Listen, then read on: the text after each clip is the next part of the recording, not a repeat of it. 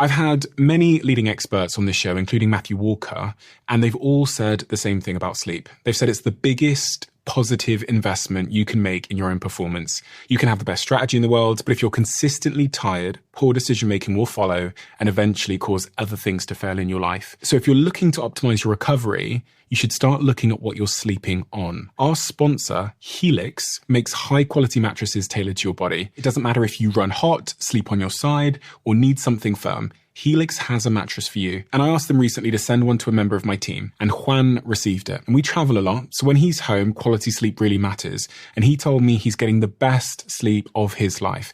And the data backs it up, with 82% of people in a Helix study saying they saw an increase in their deep sleep. And with a 120-night trial, you've got 4 months to prove it to yourself. You can get 27% off at helixsleep.com/diary. That's helixsleep.com/diary. I'm the creative director of Pretty Little Thing. Like, I'm not just an influencer anymore. This is just the start for me. I'm only 22. Like, I've got so much more to learn. We literally only are given one life. We have to just go to the extremes. I've worked my absolute arse off to get where I am now. A lot of people don't believe that, but I work, I spend time with my boyfriend, and I go to bed. That is literally my life. I can't have anybody knowing where I live. I actually have close protection security now, and really there's no price on feeling safe. That was like a really, really low moment for me. When we got back, it just felt cold and eerie, and it just didn't feel like home anymore. He can literally go away for weeks on end, and there's not a doubt in my mind that if he was to be around a load of girls, I could sleep peacefully at night knowing that he's for me and I'm for him. And that is literally the key. You've got trust, you've got everything. There's so much more to it than people see. They have no idea what really goes on. I mean, I would never say like I've had like a mental breakdown, but that was close to it because I just went crazy.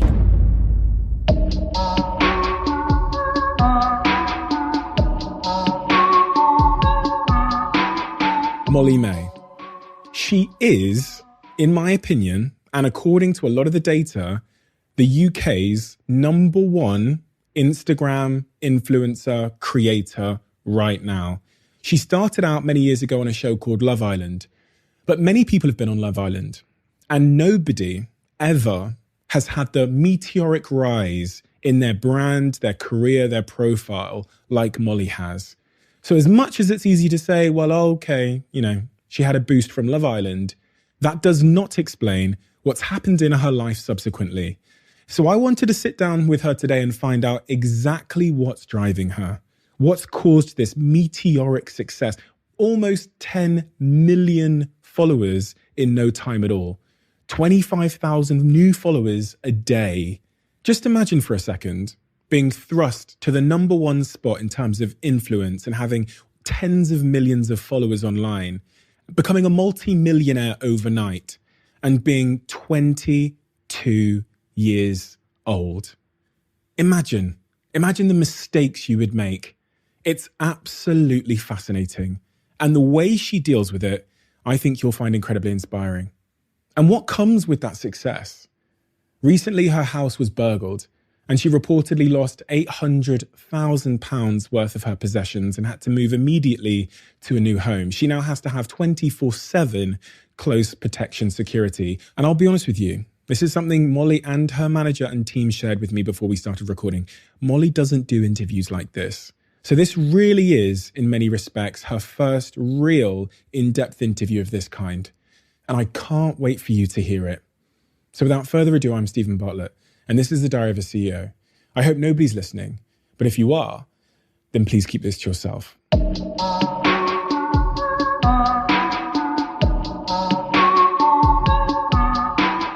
Hitchin. That's where you grew up, right? Take me back to Hitchin. What was life like when you were growing up there? Hitchin, I actually still am extremely fond of Hitchin, and it's a really, really special place for me. I spent 18 years there growing up in a very normal house with a very normal family, doing very normal things in a very normal school, not a private school or anything. It was just an extremely normal area to live in. I loved it. And I got my first job there. I had a lot of firsts there, and I think it will always hold a special place in my heart. I was a lifeguard there at a swimming pool for 4 years. I had a job in hairdressers. I worked in a gym. It was all going on in Hitchin. That's where it all began, obviously. So, yeah. family dynamics, brothers, sisters, mum, dad. Tell me about your family, what they do, who they are, what their characters So are. I have one sister. She's actually in the army. She's 3 years older than me. People are always shocked when I say I have a sister that's in the army because obviously it's so different to what I do. But I'm actually really proud of that. I think it's I never really say that, but I'm super proud that she is who she is, and we've grown up to be such different people. But both parents were in the police, so that was interesting growing up. Something else that I'm really proud of, actually, having 2 parents that are police officers, because I don't know, I quite liked it at school, like sort of being known as the police officer's kid. Like I kind of liked it. No one really messed with me. It was quite, like even at parties, like I think even a couple of times my dad actually, I remember one time my dad actually showed up to shut a party down that I was at. Oh, wow. Yeah, it was that kind of thing, having parents as police officers, but I didn't mind it. And at that age, when you're in Hitchin, what is it that you want to be when you grow up? Oh, God. I mean, I always wanted to be doing something different. I mean, I went to fashion school for 2 years because I really wanted to pursue a career in fashion. All my friends sort of stayed on and went to sixth form and college. But I wanted to do something different. I wanted to do something outside the box. So I had an interview at the Fashion Retail Academy in London, and I got a spot there, and I ended up going there for 2 years and studying there. I was commuting to London every day at like 17. So yeah, it was outside my comfort zone, but I'm really glad I did that because it was just different. I love doing things that were different. And did you have because when I was younger, I wanted to be a dentist and then a doctor and then a surgeon at one point, and then I bounced around, and then I was like, I want to manage a business. Yeah. What were you saying to yourself in terms of what you would be when you were older? Was it fashion? Something? I think when I was younger, it was mainly performing arts. I've definitely got that performing arts streak in me. I think a lot of people that sort of fall into being in the public eye do have a bit of like that performing arts streak in them because they have that confidence, but I couldn't quite make it in that. I tried auditions, I tried, castings, all this, but I didn't quite have that. I wasn't quite there. And I sort of accepted that very quickly and realised to do well in performing arts, you have to be the best. It's like the most cutthroat industry. People say fashion's cutthroat. No, performing arts is like, it's not an industry you mess around in. So I accepted quite quickly that wasn't going to work for me. So fashion was where I focused on, and I really did think that I was going to end up being like a fashion buyer for like a large business, or that's kind of what I wanted to do. Your mum and dad lived very as police officers, very solid lives and careers, right? Yeah. Did you, at that young age, because I'm trying to understand from like a very young age, and I always ask this about myself, like how much of it was this kind of innate desire to have more and be different and not live the standard life? Yeah. Or how much of it is just, following the heart and seeing where it goes? I think for me, watching my parents have a very ordinary life, it sort of petrified me a bit. It was like a bit terrifying, this thought of, I don't want to grow up in this house and when I'm old in my rocking chair, like tell my grandkids, like I had this really ordinary life and I had an ordinary job, I had an ordinary income like that. It petrified me from, I reckon I started feeling that way from about 15. I realised like the world is literally our oyster and we can do whatever we want with the 24 hours in the day that we're given. So why the hell am I not going to go out and like make the most of them and do crazy things and make the most of it. So yeah, I think my parents having this very ordinary job, like, I mean, police officer, it's not necessarily that ordinary, but for me, it was like, it just terrified me. I was like, I don't want to have this life in Hitchin forever. I know that there's so much more to achieve. And I moved to Manchester when I was 18 and started my life there. I just moved out. I literally said to my mum one day, I walked down into the living room, I'll never forget it. And I said, I found this flat on Rightmove and I'm moving to Manchester. And she was like, no, you're not. I was like, no, I'm going. She was like, you don't have enough money. I was like, I'll find it. Like, I'll make this work. And I literally went within a week and I was gone. I packed all my stuff up and I just left. And I moved to Manchester. And I remember the first night in my apartment in Manchester in Ancoats, I was like, oh, what have I done? I was like, this was the worst move. I felt so homesick. It was horrendous. But then I settled in and it was the best thing I ever did. Looking back on it now. It was. Were you moving for a job or were you moving just because you were sick of Hitchin? Sort of, at that point, I sort of missed out a part. I'd sort of started to grow a following on Instagram and it was growing quite rapidly. And I'd found a management in Manchester. So I just thought, I'm just going to go up there and just see what happens. Like, what's the worst that can happen? And all sort of the fast fashion companies and everything was in Manchester at that point. It became like the new place to be. So I just thought, let's go, let's do it. And yeah, I went by myself. No one believed that I was going to do it and I just did. And yeah, I definitely couldn't afford my rent. My mum was right. I think if I I'd stayed there any longer, I probably would have had to move back home at some point because I really couldn't afford my rent. I think it was like £900 a month and I was barely making £1,000 a month. So after my rent, I had about £100 to live on. And a Starbucks at that point is what, £5? Yeah. So but yeah, no, it was the best thing I ever did because obviously still in Manchester now and I don't plan on leaving. I love it. Do you consider yourself to be, just thinking about that, taking that step? Because you can often see in people's journeys, there's that like one step into uncertainty where people think, well, I don't know why she did that, or I wouldn't have done that myself. But your career seems to be riddled with these kind of steps into uncertainty. Yeah. Would you consider yourself to be, at that age especially, a confident person? Yeah, I've always been extremely confident. I've never ever struggled with my confidence. Like even meeting new people, trying new things. Like I've never felt unconfident in any situation, which I'm really blessed to have that. Like even, you know, when I went on Love Island, like going to my auditions, super confident, always super confident in everything I do, everything I stand by. Like I just have that confidence. And yeah, I'm lucky to have that because I think it's something that just comes, you can't really build on it. Like it's either there or it's not.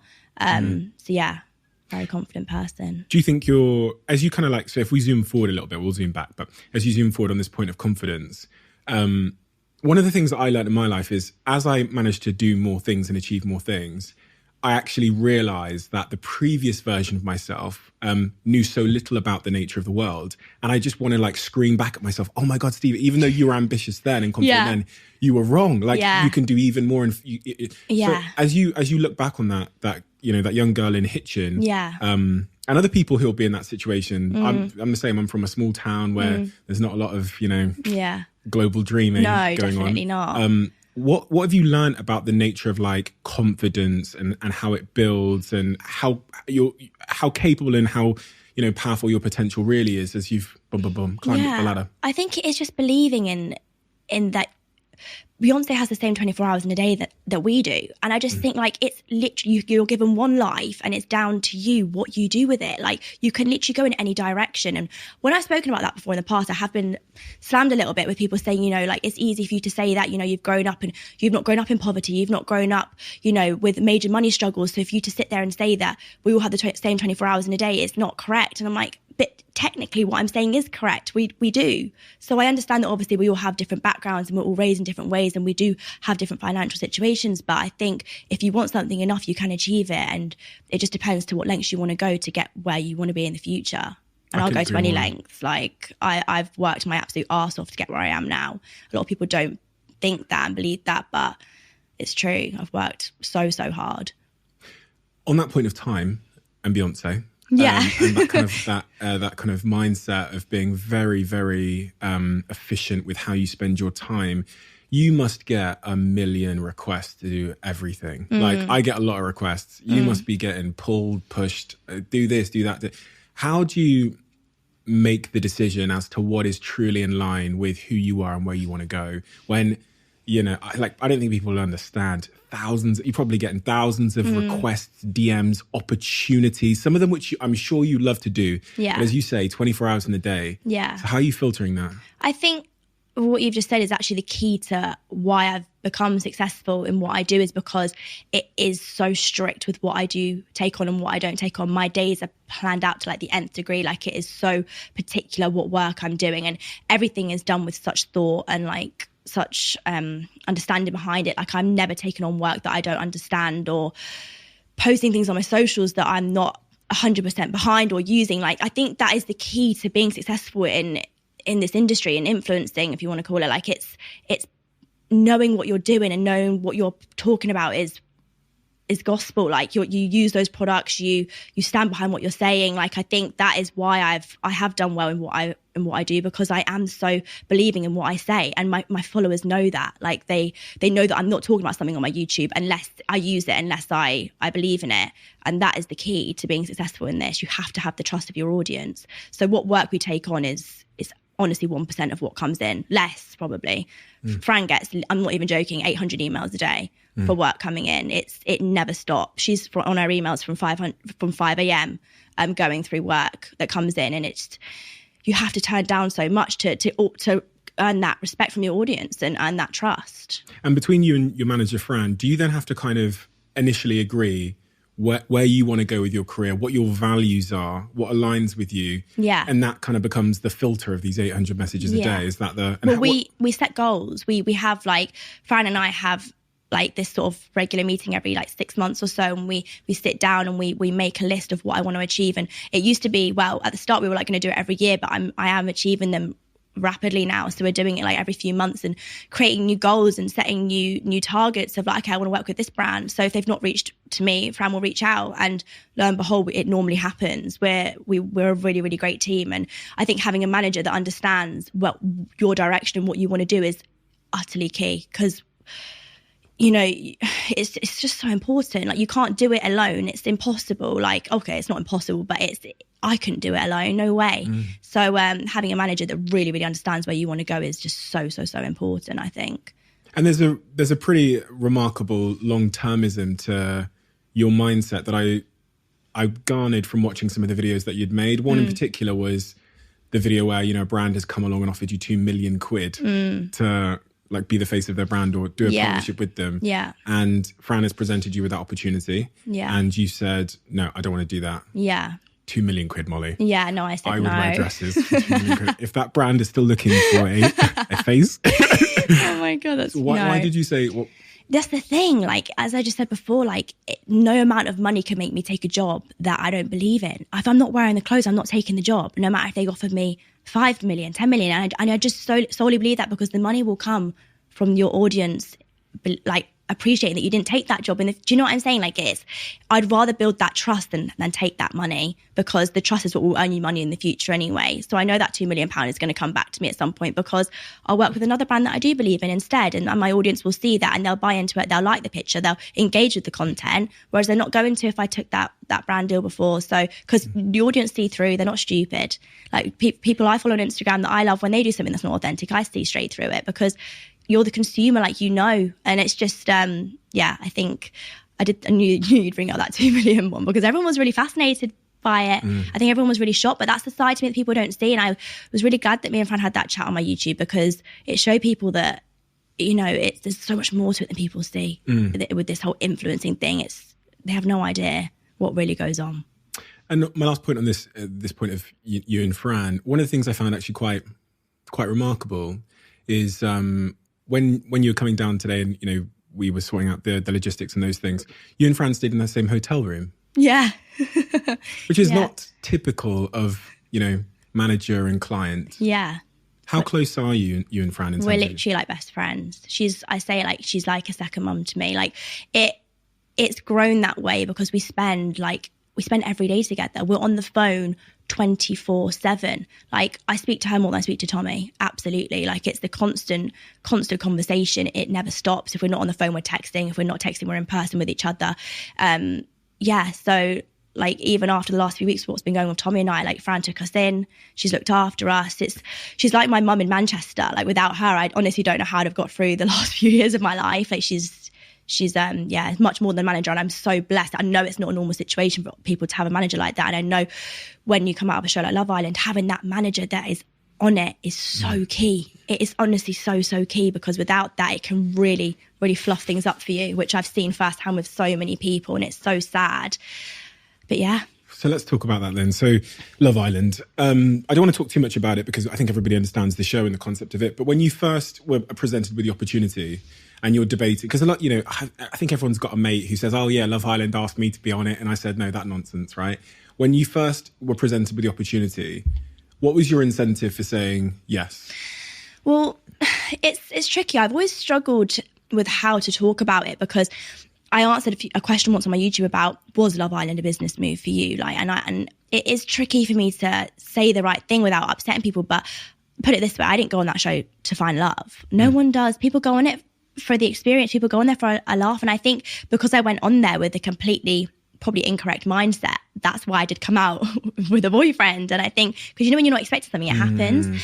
But yeah, I remember they came forward, and I just thought, at the time, my influencing was going really well. And there was actually a side of me that thought, I can actually do this without going on this show. Like, I know I'll be fine either way. My following was growing rapidly. Like, I think I was about 170,000 followers at that point, and that was all organic growth. There was no TV shows or anything, and I hadn't any friends of large followings that sort of posted me. It was all very natural growth. So I knew I'd say now that if I hadn't gone on the show, I'd like to say I'd be hitting 1 million followers because I had that really good work ethic with my Instagram. But the show just it just elevated me. And then I think one thing I always say is that when you come off that show, you're all on a level playing field and it's totally up to you where you go with it. And I just knew that I wanted to go just to levels that no one had ever gone to. And that's why I never really speak about it, because I just feel like I don't owe it. That's not the reason why I am where I am now. Yeah, it gave me a platform. Yeah, it elevated me. But the things I've done now are not because of Love Island. They're because of me and what I've decided to do in my work ethic. So I want to drill down on that point then. So you're completely right. Love Island is a platform, but it's super, super clear that if you look at the outcome of everybody that's been on that platform, the results are wildly varying. And you're part of that platform. Yeah. But what's happened to you subsequently after you've been on that show is unprecedented. There's not been another example of someone who has risen so high following being involved in that platform. Yeah. So what is it about you and your character, whatever it might be? I don't want to put the answer in your mouth. What is it about you that's caused that? So many different things, but I think I knew the minute I came off that show that I just wanted to do crazy things. And one thing for me is that when I reach one goal, it's what can I achieve next? It's never enough for me. And I think it's a bit of a downside to my personality, because when I achieve something incredible, I just want more. I always want more. Like I remember, I was speaking to Fran about this. I was like, I remember when my goal was, I really want to get £1 million in my bank account. That's all I wanted to do. I was like, that is my goal. And then the minute I reached it, I was like, well, I want 2 now. I want 2 million. And it's like, I never am happy with where I'm at. I'm constantly working towards the next thing. But I think you need that. You need that work ethic. You need that desire to always want more. It's never enough for me. Even when I got my biggest dream collabs, and it's just, what can I get next? Fran's sick of it as well. She's like, it's enough now. Come on. Yeah, and when someone hears that, they might think, well, how do you be happy and satisfied and content whilst always striving to have more and more and more? And once you get to that mountaintop, or what you thought was the mountaintop, they call it like a false peak in climbing, where you get to that bit and then you look up and there's more to go. Yeah. And so how do you find the happiness amongst and amidst the climb? Yeah, I'm working on that, I think, because even recently, like, we moved into a new place, we moved into this new house, and I've realised I've actually got a bit of a problem with it, because I was like, this house is literally a dream. It's a dream, but it's not enough for me, because I still want more. Like, I still want a bigger house, I still want bigger things, and it's like, I need to work on that, because you do need to find that happiness, because 16, 17-year-old me is screaming at the things I'm doing right now, and I'm still like, it's not enough, Yeah. But I think that's why I'm doing the things I'm doing, and I am achieving great things, because I'm never sort of like, okay, I'm happy this week, I'll just sit down and this is fine. No, it's like, what are we doing next week? It's always more. Why do you think you want more? What emotionally, psychologically, in the mind, what is it that's saying that more? Why is more important? I think, again, going back to that point where, like, when I'm older and I've got my kids around me, and I want to literally look back and say, like, my life was unbelievable. Like, I did every single thing I could possibly ever want to do. There's not one thing on my list that's not ticked. And I think I'm not there yet. And I know I can achieve more, because it's possible. So why not? Like, we literally only are given one life. We have to just go to the extremes, and that's what I'm trying to do. I'm very much the same in many ways, and over the years I think I got to a point where my book is called Happy Sexy Millionaire, because at 18 I wrote in my diary, bear in mind I was living in Moss Side and didn't have a driving license, a Range Rover Sport will be my first car, I'll make $1 million before I'm 25, I'll have a girlfriend and I'll have a six-pack, basically, right? Love that. That's my life goals. 25, Brilliant. 24 I'm driving a Range Rover Sport, I'm a millionaire, whatever. Amazing. And then that anti-climax of getting there, this like feeling of, where's the marching band and the confetti? Like, it's a huge anticlimax, isn't it? It's mental. Like, don't get me wrong, it's incredible to reach your goals, but it is a little bit when you hear people, the richest people in the world, and they say, you're not happy though because you have all this money, you think, yeah, you are happy, like, of course you are, you've got all this money, but they're probably not, because it really actually doesn't mean anything, all of that stuff.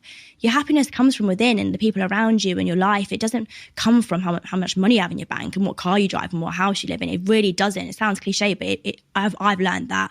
And I'm only 22 and I've realised that straight away. I'm like, oh gosh, okay. It actually doesn't come from all this stuff. It comes from your mental state and your family and the more important stuff, really, the non-superficial stuff. That anticlimax is very real though. And my concern, as you've said there, is like, I just was scared that I'd never be happy if I'm not happy now, because like this is like, I think for both of us, from what you said anyway, this is the dream that Hitchin Molly-Mae dreamed of. And Hitchin Molly-Mae at 17 said, when we get there at 22, we're going to be happy, I promise you. I'll sit on my sofa and I won't work another day and I'll be happy and it's not that way. It isn't. You think it will be. And don't get me wrong, it's incredible and I'm so happy. I'm the happiest I've ever been. I don't want for more, but I do, if that makes sense. I don't know. Have you got a lot of friends? No. I don't. That's a blunt question. Yeah, no. There's lots of blunt questions here. Straight up, no. No, I don't. My circle is minuscule. I have literally about 5 people in my circle, and that includes friends. I have acquaintances and I have people in my life that I say are my friends, but my circle is absolutely tiny and I like it that way. I wouldn't have it any other way. I work, I spend time with my boyfriend and I go to bed. That is literally my life. And I'm not bothered about a social life. It's never been something that I've been interested in. I don't know if you know, but I don't really drink. I don't party. I don't go out. But that is just because I actually don't enjoy it. It's not for me. I'd rather just focus on making money, being successful and being happy. That's friends. They come and go. And I find it a bit of a waste of time. So you don't actively want more friends? No. Yeah. No, it's time consuming. Like trying to make people happy. Like I've lost a lot of friends, but since coming off Love Island, because I don't have the time. And in the end, I just say, do you know what? Look, like I'd rather focus on the things that are actually going to elevate me. And it sounds savage, but sometimes friends, they just not cling on, but they don't add much. Add value. Yeah. And that sounds a bit savage, but... No, it's true. And especially when you evolve as a person, you kind of sometimes, I think, you lose the thing that made you resonate with certain people. Yeah, you can't relate to them. 100%. Well, I'm not that girl from Hitchin anymore. And, you know, like I'm not that young girl that was a lifeguard at Hitchin swimming pool. Like that's not me. I'm living in a different world now. And a lot of my friends can't relate to that.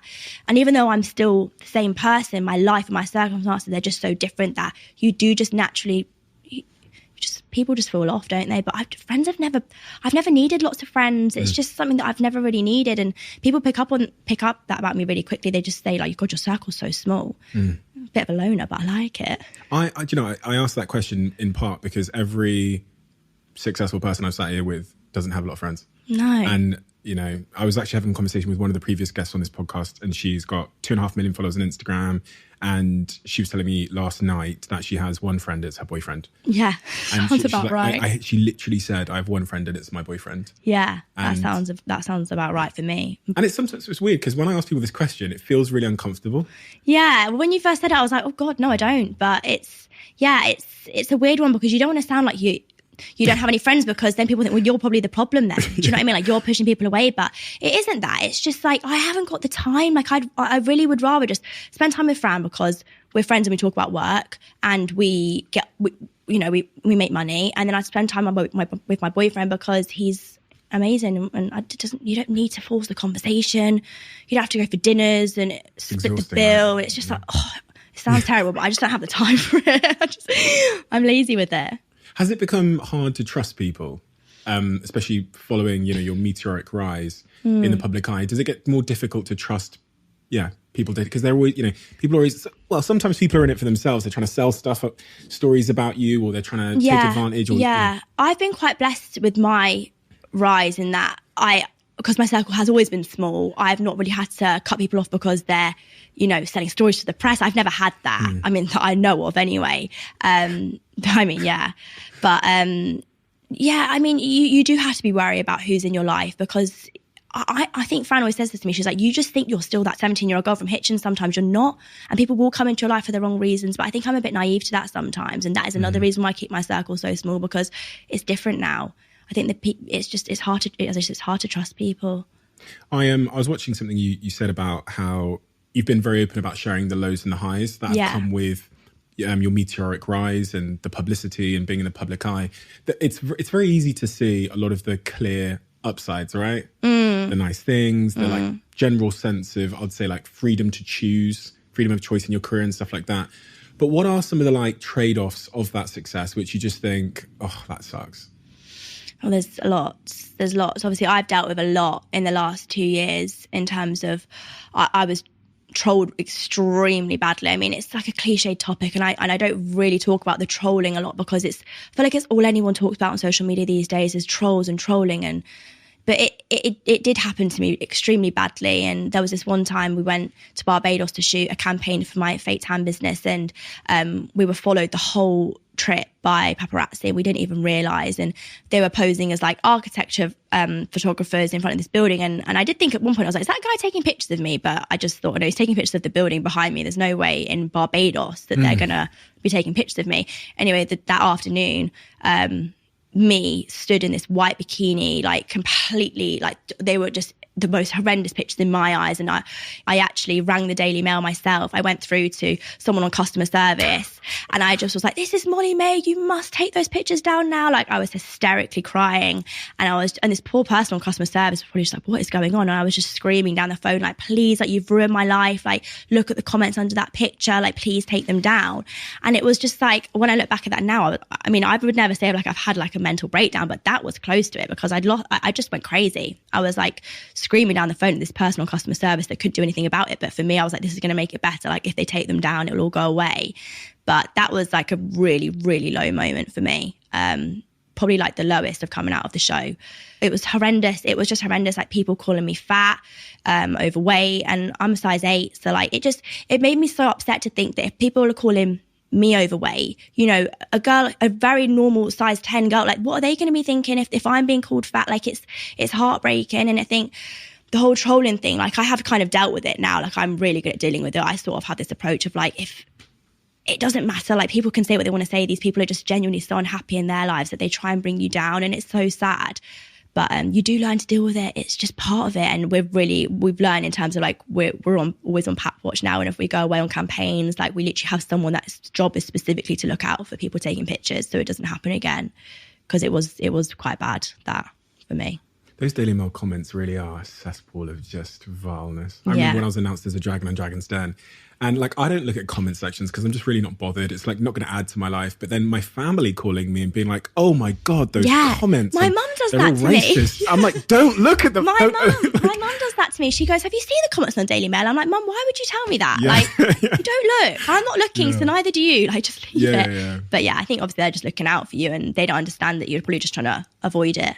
That's a pretty remarkable way to live. You're talking about, you know, being on holiday and having someone on Pap Watch, and you must always be on edge. Yeah, like, you to are. some degree. You are always on edge, and it's a weird way to live, but it's become normal now. It's been 2.5 years, and that was really early on in Barbados. That was, I think, maybe 4 months after I'd come out of the show, and that was, okay, this is how we need to live now. This is how we need to do things, and it's just been the same. And having an incredible team as well to be protective of you is I'm really lucky for that, because I couldn't do it by myself.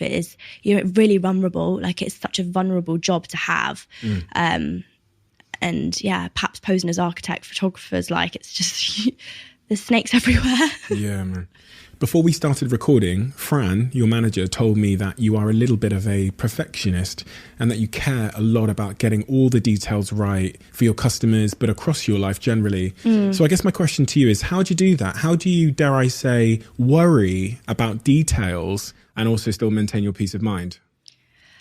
I mean, it's compartmentalizing it. It's sort of like I don't really switch off. It's almost like it's sort of built into my mind. It's a 24/7. I'm always thinking in the back of my mind how everything I'm doing is affecting my work, because I am my job at the end of the day. Like, I'm Molly-Mae, and Molly-Mae is what makes me my income. It's not like I go to work and I come back and I switch off. I'm 24/7 on my phone.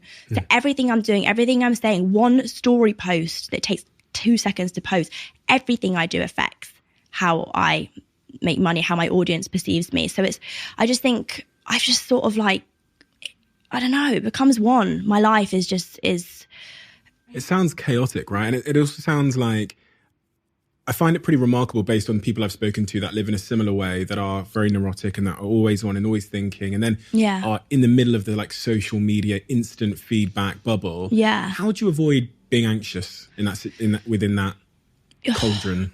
You really just have to sort of accept that Instagram is Instagram, and there's always going to be that one person on Instagram that doesn't like what you're doing. I've got 6.2 million followers. It is impossible to please everybody. So I've really had to understand that, you know, everything I say and everything I do, not everyone's going to like it, no matter how much I wish they did, because it would put my mind at rest a lot knowing that everybody loves what I'm doing. There's always going to be that one person that hates what you're doing and hates you.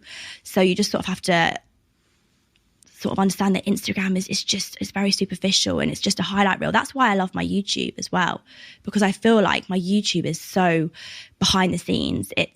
You really get that bigger picture. You see the bad stuff that's happening in my day. And I think, do you know what? I think, not to sound big-headed, but I think that is why I have a really high engagement on my Instagram. Is because my followers, they see me on YouTube and they see that picture on Instagram and they think, we know that she's not actually had a good day. We know that she's actually, I spoke about a few months ago how I wanted this really, really incredible job opportunity and I didn't get it. And I'm really transparent. Like, I'm like, today's been crap. I've cried today. Like, I've come on my period today. I'm feeling really rubbish today. Like, I'm really, really transparent. So I think when they see that picture on Instagram, they know, actually, if we want to see a bit more of like a realist side here, we'll just go to our YouTube and have a look. And I love that. That is why to all my influencer friends, I say, start YouTube. If you want your engagement to grow, if you want your audience to fall in love with you, if you want people to understand you more, you have to start a YouTube, because Instagram it's nothing. It's a picture. I post one picture a day. What's anyone going to learn from that picture? Nothing. YouTube is where it's at. That's where they learn. That's where they engage with you and understand you and believe in you. And that's the depth, right? Yeah. Which you don't. Yeah. It's so important. Like, I do YouTube because I love it. I still edit all my own content. Really? I'm really, I love it. I actually find it therapeutic, editing my videos. And I love when I finish editing a video and I upload it, I love that sense of, I just created that. And it's bigger than just editing an Instagram picture and putting it through color tone and putting a filter on it.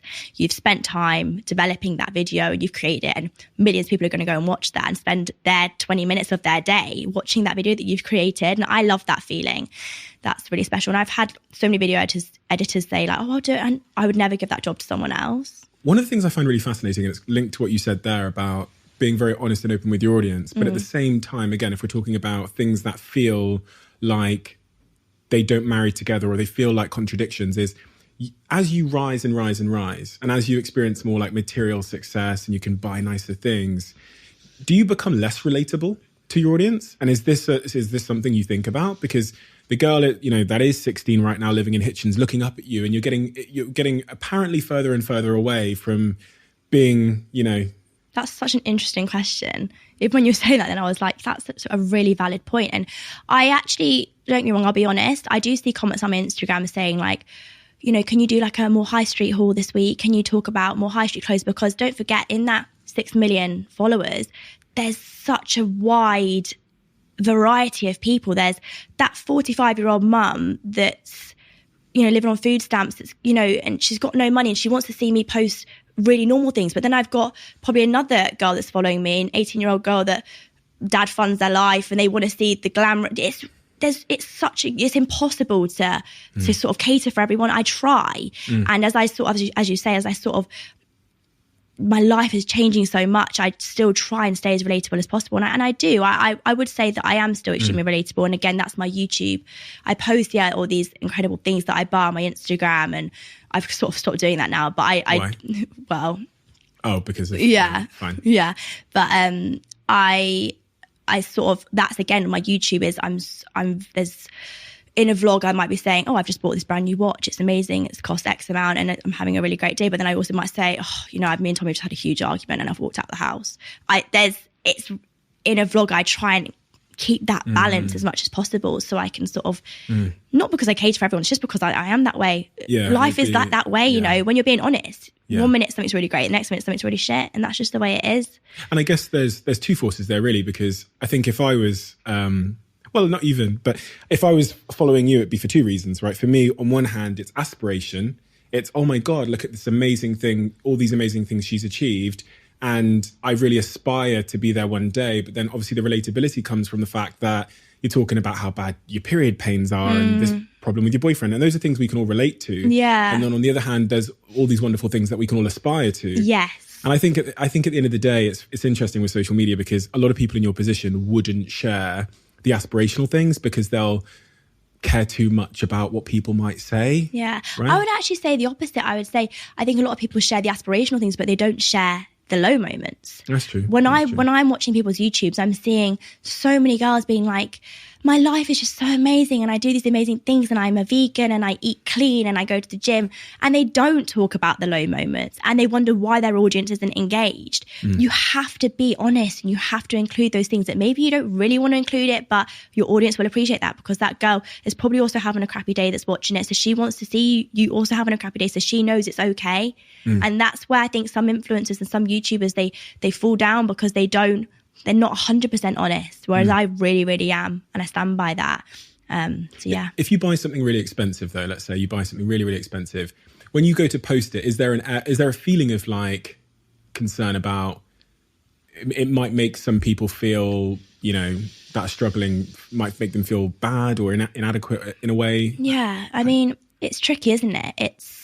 It's hard to know what you post, how it's going to affect people. Like you might think that posting one thing will have no effect on somebody, but actually it could be all that person thinks about that day. And it's kind of scary. It's a massive responsibility because I have super young followers as well.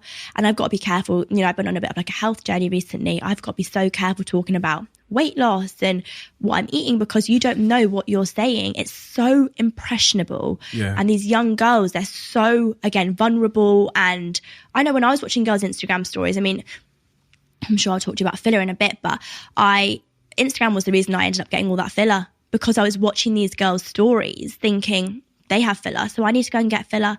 So if I'm posting about, you know, a health journey and I've lost a few pounds, I feel great. Well, then young girls are going to go and think, well, I need to go and lose a few pounds if Molly-Mae's done it. So everything you're saying, it has to be so clearly thought about because you have no idea how that one tiny story is going to affect that person's day with everything. Isn't there a lot of things though where you just can't, there's no way to get it right? Because you can't control it. No, you can't get it right all the time. I feel like there must be so many things where if you post it, you're going to get back. Because I experience it a little bit. People, it's funny with me. I tend, and I've learned this again from my guests that I've sat here with. I can get away for some reason with a lot more than they can. So I can post something, and I'll typically get like pretty much 100% positive. Like a good example actually was when I'd been in the gym a lot, and I'm saying to Grace, who's in my content team, I'm like, I'm going to post a topless photo and say, like, show my gym transformation before and after. And Grace raises it to me that like a lot of influencers who do that gets like slammed for, you know, what you're saying. You're saying six pack is healthier. Yeah. I'm like, no one's going to say that in my audience. I post it.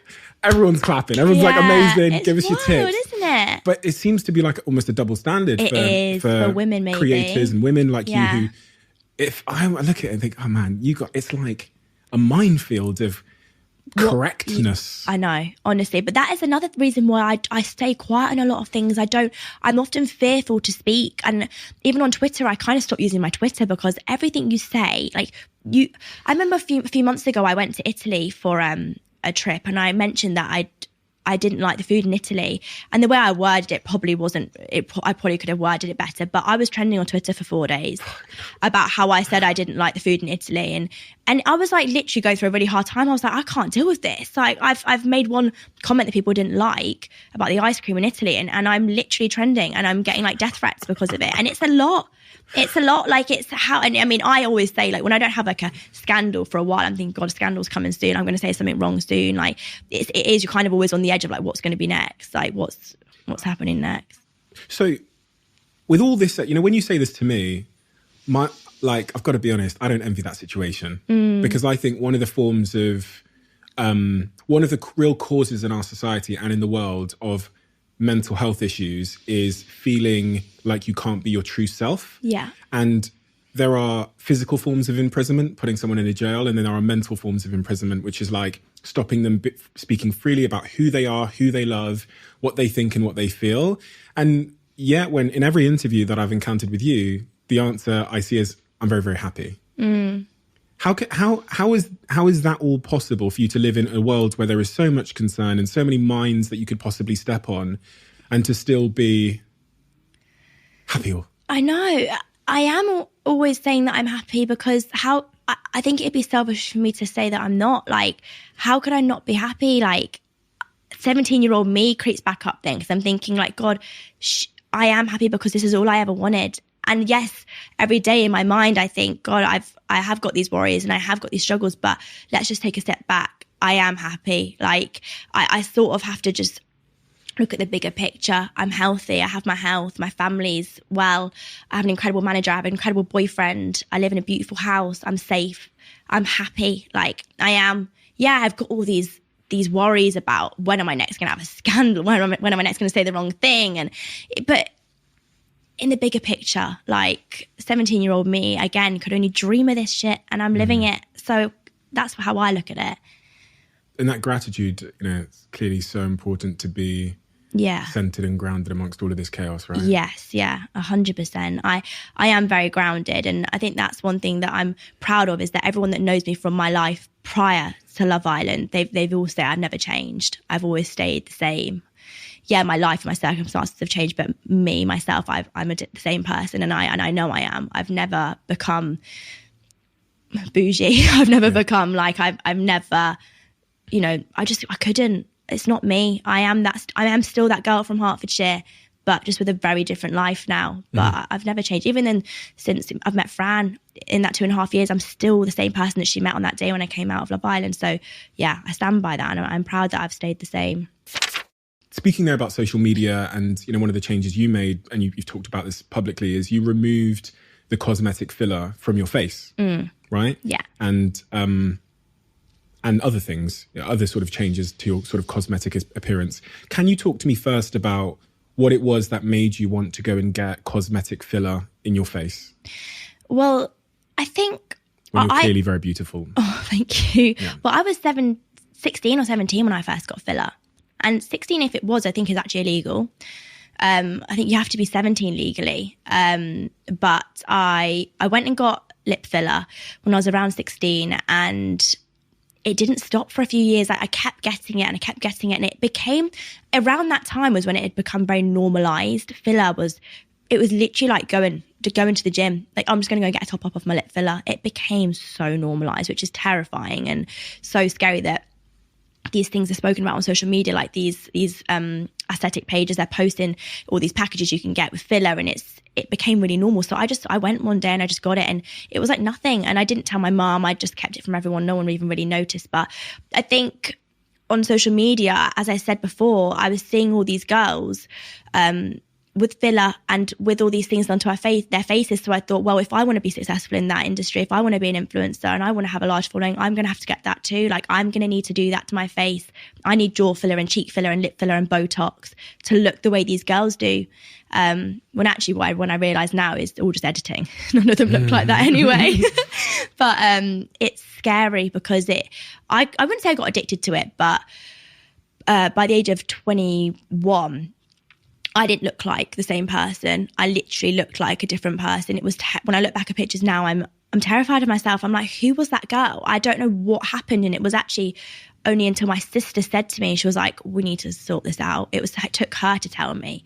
I was at a PA in a club. I don't remember where I was. And she texted me and she was like, I need to talk to you about the filler. Like, it's too much now. Like, it's enough. You need to stop. And then I actually I remember going on my front camera and I was looking, I was like, what's she talking about? And I actually realised, I was like, it's not nice, this. My face, everyone used to call me Quagmire. I don't even know who Quagmire is. I think it's like a cartoon character. I don't know. Oh, okay. Well, people would either Quagmire say... on the screen. Yeah, Quagmire. People used to say Quagmire, or they said I looked like an Xbox controller, like my face was that warped, like, I got all kinds of things. But there was this one pivotal moment where I'd gone and I'd got loads of filler and I posted a YouTube video and I hadn't let the filler sort of settle and it was really swollen, and a picture from a screenshot from that video, it trended on Twitter for weeks. It was horrendous. It was utterly horrendous. It was like, you can insert the picture, I will send it to you. My face was literally like, it was just awful. And that was a moment for me as well where I was like, I think things need to change. I thought one day I'm going to get my lips dissolved, and it was a process. I went and got my lips dissolved, and I posted about it on YouTube, and I didn't expect the response that I got. It was huge, and a lot of girls were tweeting saying, made me laugh, and was like, Molly-Mae getting lip filler does not mean that we will have getting her lip filler dissolved, does not mean that we will have to go and do the same, because obviously they all love their lip filler, which I think is great. Like, some girls absolutely love it, and by me getting my filler dissolved did not mean that I don't agree with filler. I got it at one point, like I obviously loved it, and some girls, it makes them feel super confident, and it did for me for a while until I took it too far. I think it can be a great thing. It's not for me to sit here and bash it, because some girls, they do feel amazing with it, and that's great.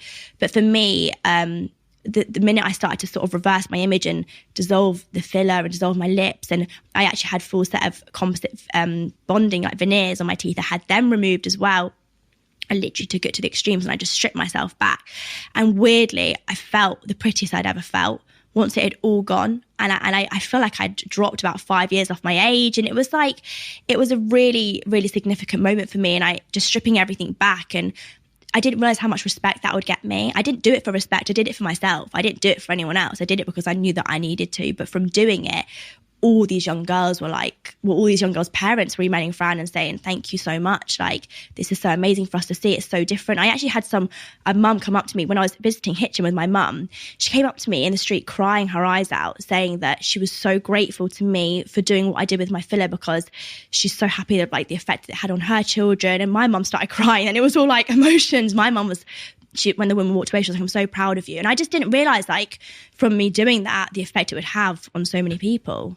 Your manager, Fran, told me, she said, when you made that decision to remove the cosmetic filler and the bonding from your teeth, she was getting so many emails she couldn't keep up with her inbox from parents expressing their admiration and gratitude, because obviously previously those parents and their children had been looking up to certain role models who do a lot of editing because of the comparison-based world we live in. And to have a role model like yourself who is taking the very, very brave and brave is maybe not the right word, but just a very important step to say that I'm going to be a role model that doesn't tamper too much with my face because of the consequences and what that might tell my audience about themselves. When you went on your transition, when you went from being, a little bit too much filler here, maybe in bonded teeth and stuff like that, to the au naturel Molly that you are now, was there ever moments of doubt where you looked at yourself and thought, you know what, maybe I'll nip back and... Yeah. Well, yeah. I mean, it didn't happen overnight. I can't sit here and say, like, I suddenly just felt incredible. Like, it was a huge change. Like, I looked like a different person with all the filler in and a different person with it out. And there was a moment where I'd just done the cover for Cosmopolitan magazine, and it was a really big deal to me. I was so hugely happy that I'd landed the cover, because it was a dream. It's huge. My mum used to buy me that magazine when I was younger, and it was I couldn't believe that I was going to be on the cover. But that was the first time I'd been pictured after I'd had all the filler removed, and I actually despised the picture so much that I cried about it for days. Yeah, because I didn't get approval of the image, and I just thought, I sort of prayed. I was like, I really hope I like the image, and I absolutely hated it. And it went out, and it was fine, and everyone was telling me how amazing I looked, and it was kind of sad that after everyone sort of confirmed that they thought I looked nice, then I felt better. That's a bit sad, because I think I didn't until people started to say that, and I never really thought I was that girl. I always sort of thought, I don't need people to tell me that I look nice, like it. But I think then I did, because I was really vulnerable. Like, I just had all this filler removed. No one had really seen me like that. I looked really different. I did. And I think people noticed it, but people really admired it because it was different. It was new. No one had really done that yet. I wouldn't want to say that I started a trend, but I do feel like I did start a bit of a trend with the sort of dissolving. And again, I'm proud of that, because I might have been a bit uneasy about it at first, but now loads of people are doing it, and I love it. It's like an amazing movement. And with the brands that you're involved in the businesses you run, do you now seek out models and influencers and creators that are representing that more natural look as well? I wouldn't even say so, because as I said before, I don't think filler's a bad thing. If it's done safely and it's done in a way that makes a girl feel more, or a guy feel more confident, then that's great. Whatever makes that person feel amazing, that's what I like. And if a model comes in and we like her and she's got a face full of filler, that's not a problem, because another girl that's looking at that campaign also might have a face full of filler. Again, I don't really judge people based on things like that. I made a mistake with it once, but at one point I loved it, and it did make me feel confident. So no, I think we just like when we're like booking models for filter and things, we just want to be relatable, and we want to sort of have a girl modeling the fake tan that lots of girls can relate to. That's why we always use multiple models in our campaigns, and plus size, and we try and sort of cater to everybody. Imposter syndrome. When people rise very, very quickly into high places, they often talk about this feeling of imposter syndrome where they, you know, inside them, maybe they're still that girl from Hitchin, but they're in these like big rooms with these big things talking about big ideas. And do you ever feel that? I guess I'm extremely honest when I need to ask questions when I don't understand what the hell's going on. Like I actually said to Fran, I was like, I bet Stephen's going to use loads of words that I have no idea what they mean, and I'm just going to have to sit here and pretend that I have a clue what he's on about when really I don't. Has that happened yet? No. Okay. But when I was listening to your one with Patricia Bright, you said a few words and I was like, don't know what that means. Yeah. And I was like, it's definitely that's going to happen. But I'm really honest. I'm really transparent when I'll be in finance meetings with Fran and we'll be talking about gross profit. And I say, can we just rewind? I have no idea what we're talking about here. And I'm really, really transparent with that. Like, I tried to just remember, I am 22. They didn't teach me this stuff in school. They really didn't. And I talking about mortgages and stuff, I didn't know what a mortgage was until a few months ago, I'll be honest, because when I started looking at buying a house, I was like, so what is a mortgage? Because I didn't know. And I think that's how I've sort of gotten away from that, like imposter syndrome. I just ask the questions. I'm not embarrassed. And I've had to learn a lot really quickly. I didn't know anything at the start of this process. I hadn't earned enough money to even pay a tax bill before. I didn't understand. I was making £1,000 a month before the show. So I'd never paid a tax bill it was a lot of learning very quickly. And I've just always asked. I'm not afraid to ask. I think that's a really important thing. Don't be afraid to ask if you don't know. For me, it's so inspiring to hear that answer, because I've been in that exact same situation. I was in boardrooms as well when I was 22 years old, and you're sat there, you're looking around the room and there's people double your age. And of course, it's easy to feel like you're inadequate or you're an imposter in that room. But the thing that I always fell back on was this understanding that I'm in that room for a reason. There's something that I have that those men that are double my age in suits that have grey hair don't have. And that's my specialty. That's the reason I'm there. They have things I don't have. I have things they don't have. And I think for me, the thing that's made me feel comfortable in intimidating situations, whether it's Dragon's Den or being in boardrooms out of my depth at a very, very young age, is continually reminding myself that I am there for a reason too. And there's something that I know. There's some, in your case, unbelievable creativity and understanding of the customer that has put me there. And I think what you've realized is incredibly important. You don't have to speak on things you don't know. And as a young person in these very intimidating foreign situations like the boardroom, you don't have to pretend you know everything. You can just wait and have the confidence to speak on the things that you know well, that you know better than everybody. And I just think that's so incredibly important, that when you are in intimidating situations as a young person in business or in your career, you got to know that you're there for a reason too. Yeah. You're bringing value to that room too. You don't have to speak on everything, but you are there for a reason. When I read about your story, when I've watched you over the years and I've been close to people that you're close to, I could not believe for the life of me when my team told me you were 22. I was like, yeah, sure. Like Googled it myself and I was like, Wikipedia's wrong as well. Because it doesn't make sense, right? And it as you say, there are so many like fundamental things about business and money and life and finance that must just now be like thrown at you. And to be honest, they're thrown at everybody, right? Yeah. Especially when we start thinking about mortgages and stuff. In terms of money and finance, what are some of the lessons that you've had to learn, or the advice you would give to people that are listening to make sure that they don't blow all their money and end up in jail? I don't think I'll be honest, I don't think I'm there yet myself to give advice. I'm still learning. I have, a large amount of money for someone my age, and I have to sort of rely on people around me to advise me with it. Like I've just started investing, which has been a huge, interesting new chapter for me. I hadn't got a clue about investing, but I know it's really important. I knew it's a key thing and I need to do it. I didn't know where to start. So I've been learning about that, which has been really interesting. But I know it is cliche and I know everyone says it, but because you don't learn these things in school, like it's so daunting. And my situation is so niche in that I came into a large amount of money so quickly and it was so vulnerable. Like I had to sort of like get my parents on board with it because you trust all these people, but it was so scary. I'd say it's probably the most daunting thing really, like coming out in this new world of like, I didn't have literally a pot to piss in before. And now I'm like dealing with these huge banks and they're like, it's mental. I wouldn't even give advice because I'm still learning and I'm not afraid to say that. I'm learning every day with it. But yeah, it is daunting. It's a whole new world. We talked a little bit earlier about, we kind of touched on mental health. One of the things that I was really inspired by is you gave the profits from one of your PLT ranges to the charity Mind, the mental health charity. Yeah. Why did you do that? Well, it was shortly after Caroline Flack had passed away, which was obviously heartbreaking and it was a huge, huge, huge shock.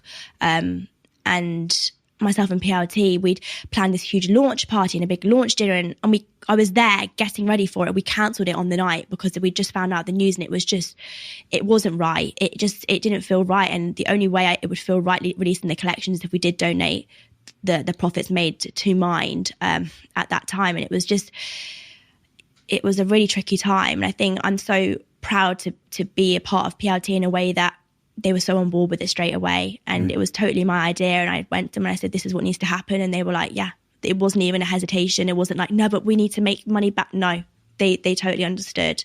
And I'm blessed to work with PLT so closely because they were amazing at that time. Was that one of the things on your proverbial mood board, becoming the creative director of PLT? Did you ever dream about that? And how did that all come about? Do you know, with Pretty Little Thing, it was crazy because I knew when I started working with them, it was like I had this feeling that it was going to go bigger than I'd anticipated. We brought out these collections and brought out these edits and it was just growing and growing and my growth was going up and it just wasn't slowing down. And I created such a close relationship with PLT and we really understood each other. And it just grew past that point of being an influencer because I don't really count myself as an influencer anymore. I know I am theoretically, but it's more than that now. And I am more of a businesswoman. And I feel like PLT, it was in the works for a while. There was conversations about this role and I never really spoke about how it happened, but there was conversations about a role. Creative director was mentioned and I was like, that's the only one I want. I don't want anything else. I don't want to be head of any other department. Creative director is my role. And if not, then we'll just carry on doing what we're doing or we'll see. And Fran worked on it with Uma and they spoke and it was about 6 months in discussion. And then Fran rang me. I was in my car and she was like, we've got it. You're going to be the creative director of Pretty Little Thing. And it was a crazy moment. I screamed down the phone. I was like, oh my God, like this is wild. And I was just so excited to tell everybody. I had to wait a few months. I knew I was sitting on it for a while. And then I told everyone and it literally blew up the internet. I didn't expect it to have like the effect that it did, but it was huge, literally huge. It was massive, yeah. I don't know. It was, I think it was just no one really expected it. I think no one saw it coming. I think they probably just thought when I said I had a big announcement, they probably like, oh, it's just another collection. She's just bringing out a few more pieces of clothing. No, it was when I said I had the biggest piece of like my biggest achievement. Yeah, I meant it. It was my biggest achievement yet. Like I'm not just an influencer anymore. I'm the creative director of Pretty Little Thing. Like that hasn't still really sunken in yet for me. And what does that mean? So the thing that brands do very well is they like using, influencers, creators to kind of sell, we'll do a line with you, we'll do an edit with you. This is different, right? Yeah, it's completely different. Talk to me about how it's different. Well, I have a huge role within the business now. I have a huge voice within the business. And I think what's so amazing is that I am the consumer. I am their target market, really, that age range. I am that consumer. So to have me in the business with my views, with my guidance, like it's really helpful to them. It's a fresh pair of eyes. I think they really needed that. And I think because I know the brand so well and I've worked with them, I worked with them way before Love Island. I've worked with PLT now for heading on 6 years. Wow. They were one of the first businesses, one of the first fashion companies that gifted me when I had about 11,000 followers on Instagram. So we've believed in each other from the very start. So it was just such an organic movement for me, like just to in that business. And another funny story is that when I came out of Love Island, I had this day where all these fashion brands, they came forward and they sat down and they offered me all these crazy deals. I'm not joking, there was probably about 15 of all my dream brands. They came in and they were like, we'll offer you this, we'll offer you a car, we'll offer you this amount of money. And PLT didn't actually, it was Zoom called me. They were actually the only one that didn't show up on the day, but they were the most important to me because I knew that I was like, these business meetings with all these other brands are kind of irrelevant because I know I want PLT. PLT wasn't the highest money offer that came forward. There were brands that came forward and offered me triple what PLT offered me. But because I love PLT so much and because I believed in them wholeheartedly and I knew that me working with them was going to be something the way it is now, I went with them. And it was the best thing I ever did. And what's for now, you've been in that role for several months. What do you enjoy most because you've taken a big step from being, doing ranges with them to now being inside the business. Yeah.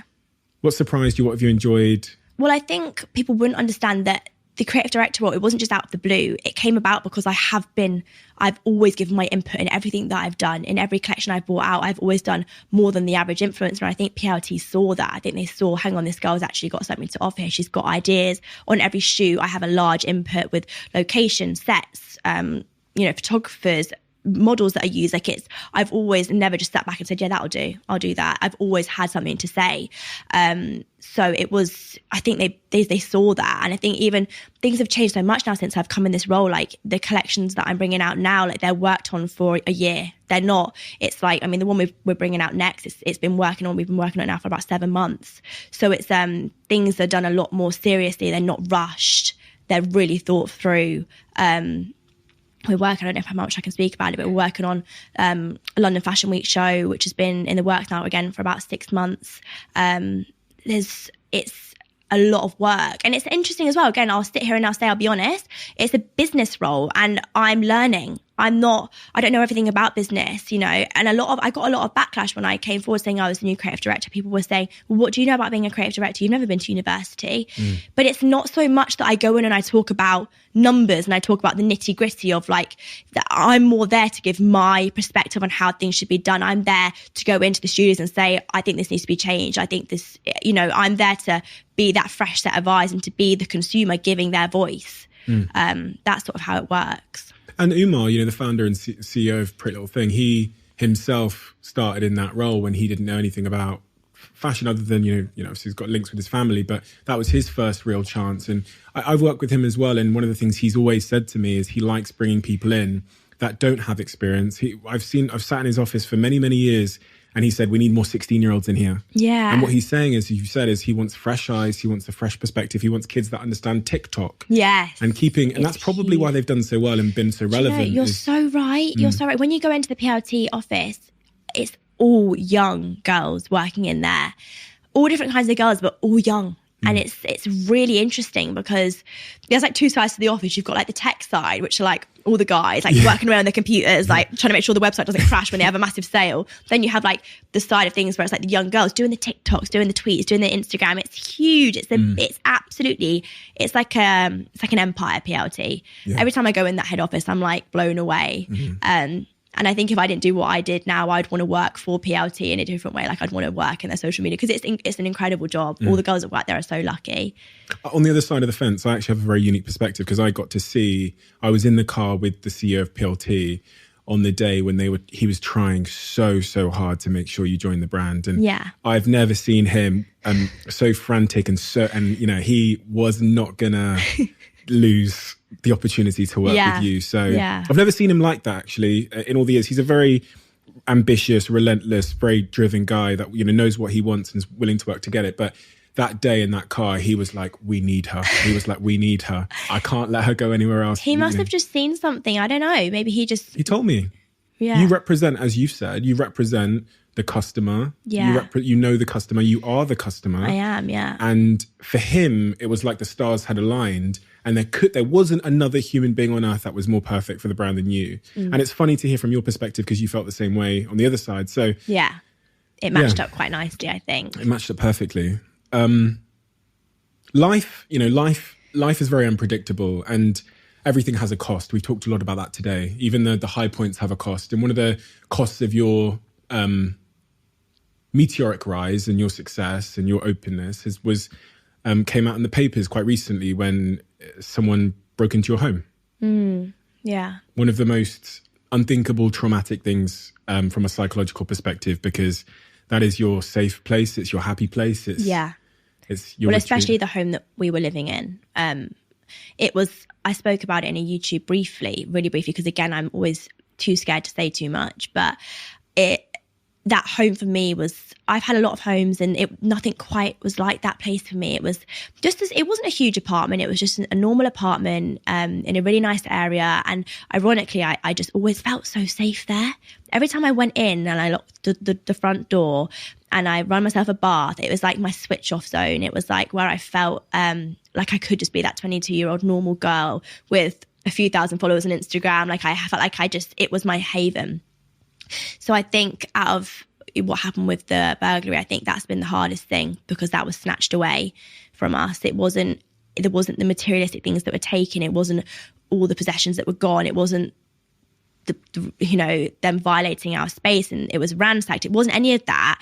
It was the fact that I knew the second we found out, we were in a meeting in London and we got the call, and I knew the minute I found out that we were going to have to leave. And that was the most heartbreaking thing for me, because to be forced out of your home that you love so much and that you weren't ready to leave anytime soon, it was heartbreaking. It was awful.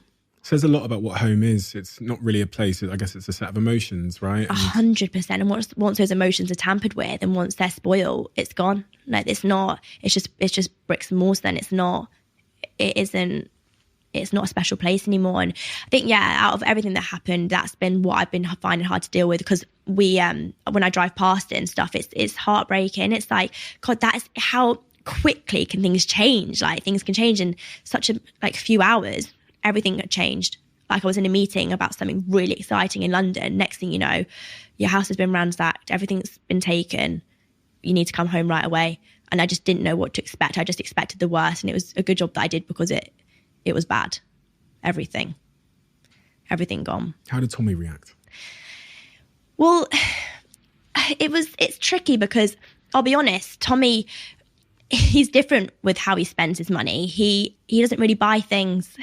He's a bit of the way he's been raised. He's quite shrewd with we're very different, and he reacted differently to me. I was much more like trying to sort everything out, insurance and making sure we're okay. And Tommy's just like, sort of, it'll be fine. He's very laid back. It's very hard to explain how he is, but we're like polar opposites. But that's why we work. But yeah, I mean, it was just different. And you've talked about how this has changed your desire and willingness to be as open. Yeah.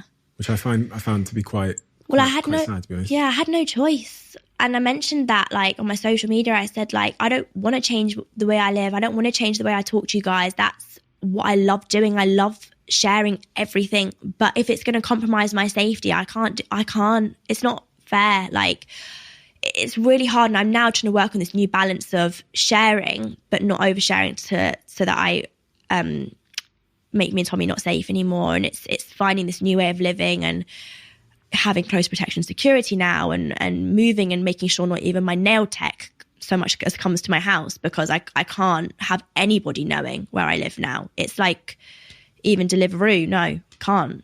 It's not possible. It's just not safe, because it takes one wrong person to know where you live. And I think do you know what? I will say that it is not a positive thing what happened, but maybe it needed to happen in order to make me learn how I need to be now. I can't just be that normal girl that is blasé and posts everything on her socials. It's not. I need to do better to protect myself and Tommy. Unfortunately, it's sad, but it's just the way it's got to be now, and everything's got to change. Yeah.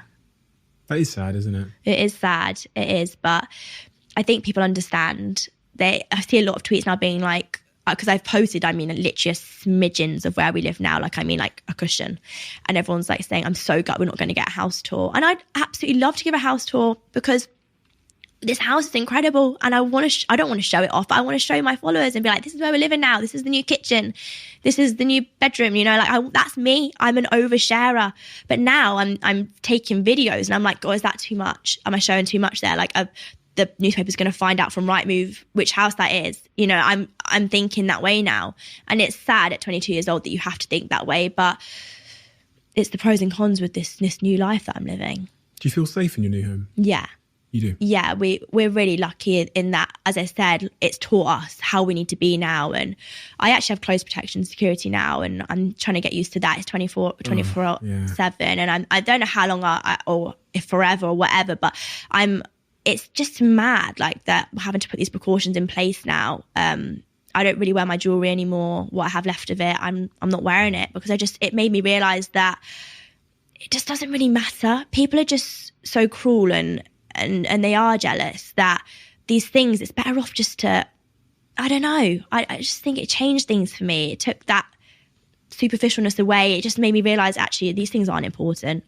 Your health and your happiness and your safety. Safety is key.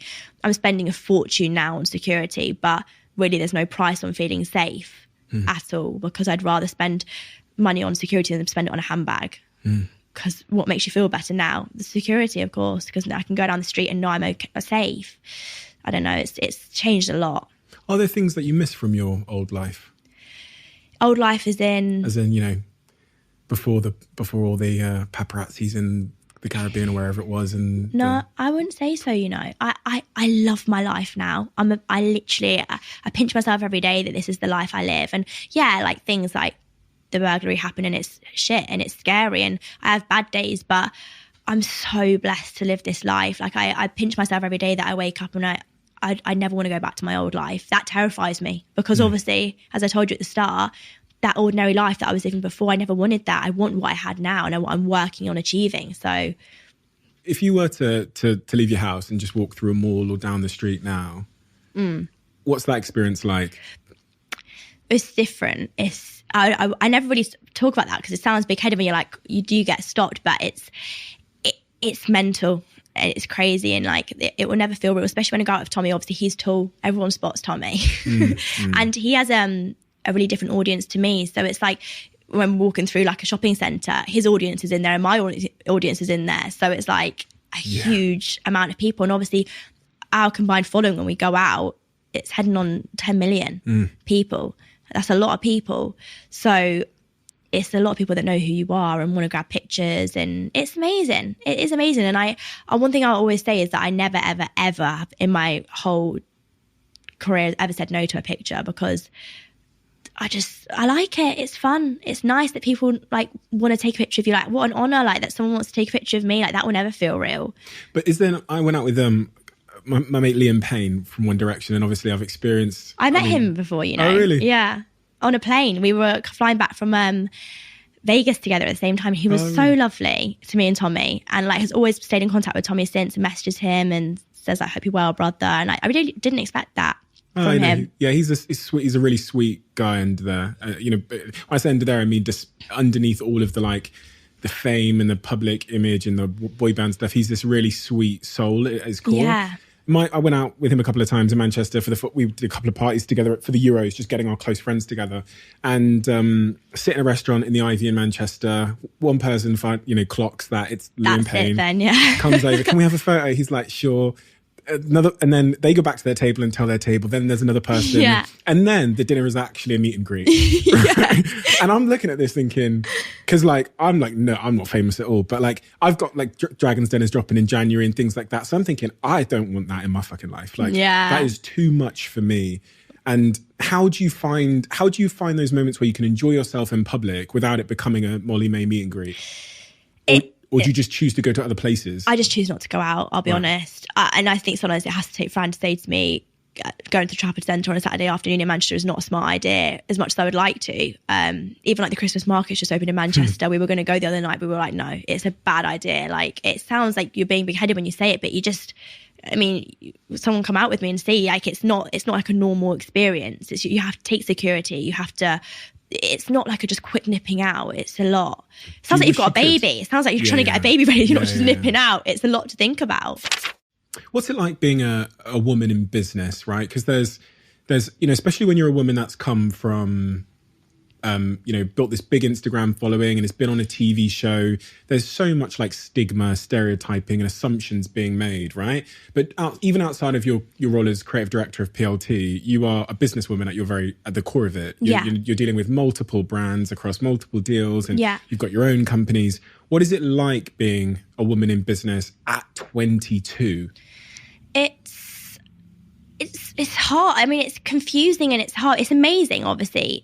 But as I said, like, I am learning. So it's a little bit scary at times. You do feel a little bit like overwhelmed. And when you're in meetings and you don't want to look like you don't know what's going on. You don't want to look vulnerable. You just have to sort of come across as this woman that you do have all your shit. You all have your ducks in a row. You know what's going on. And by sort of like pretending that I do, I feel like I've sort of become I've sort of like embodied someone that does know what's going on because I've had to learn it so quickly and sort of sometimes pretend that I've now embodied that person, that when I'm in a meeting I can hold my own and I can sit there and say, yeah, I know what's going on. I want to do this, this and that. It hasn't come overnight. As I said, like, I am so young and it's such a quick turnaround. Like 2 years ago I was in Manchester and living by myself, going to the gym, taking a few pictures, going to Wagamama's on a weekend, like it. And now I'm in these huge meetings with huge people about really important subjects. And it's like, God, it's hard sometimes, but I like it. It's interesting. It's different. Every day in my life is so different. And it's a bit of a challenge each day. It's like, even today, like this podcast, I felt honored that you even asked me to do it, because it's like, I'd listened to the people that you'd done them with. And you sort of sometimes think, God, like, I'm not the same as them. But then you sort of realize, oh, wait, maybe I am, you know, like the likes of Patricia Bright and Jacqueline Gold, like you look up to people like that and then suddenly you're being asked to do the same things as them. And it's like, how has that happened? Like I don't know if it will ever feel real, things like that. Patricia Bright is especially someone I've always looked up to. And I actually I've been working with Patricia a few times now. And that was really huge for me because she was like my woman. She was like my goals. Yeah, she was the woman on YouTube. And I aspired to just be just like her. She's just everything I wanted to be. She was so successful, so business-minded, but also so relatable and so hilarious. And I loved everything that she was about. And then she asked me to do a video with her after Love. And I was like, no, this is just not happening. And then you try and act cool and you try and act like this is just the normal, but it's not. And it's sometimes okay to sit there and be like, oh God, I cannot believe this is happening. Like even today, like when Fran was talking to me about doing this with you, and it's just like, these things just, I don't know, they don't ever really feel real. What do your parents think about your life? They must be looking at it and thinking, what the? Yeah. I think it is crazy. Like when they see me doing my Pretty Little Thing adverts on TV, like how does that ever feel normal? And they're just really, really proud. They're just, my parents are divorced now. So it's dealing with my dad and dealing with my mum is like two separate, completely different things. But they're both so proud of me. And it's just, I don't think anyone could really have expected this.